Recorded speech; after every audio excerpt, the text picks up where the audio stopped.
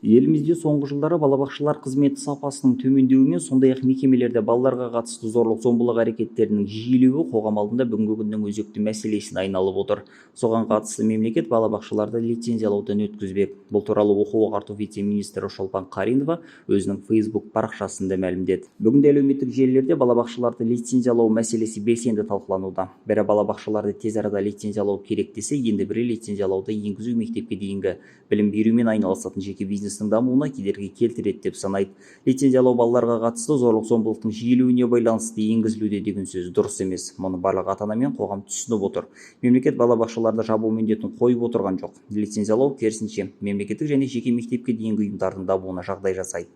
Тек биылғы жылы мемлекеттік қолдау шараларының арқасында 300-ден астам балабақша ашылып жатыр. Олардың жартысынан көбі жеке балабақшалар деп жазды. Вице-министрдің мәліметінше, бірінші кезекте жаңадан ашылған балабақшалар лицензиялаудан өтеді. Тек содан кейін қазір жұмыс істеп тұрған мектепке дейінгі білім беретін ұйымдардың кезегі келеді.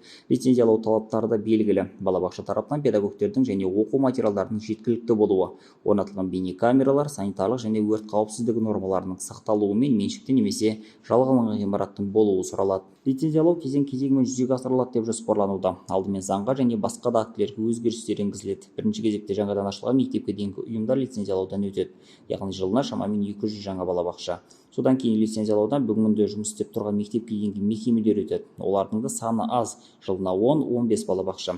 Балабақшаларға бармай-ақ тәуекелді жағдайлар ұлттық білім беру деректер қоры арқылы автоматтандырылған негізде анықталатын болады.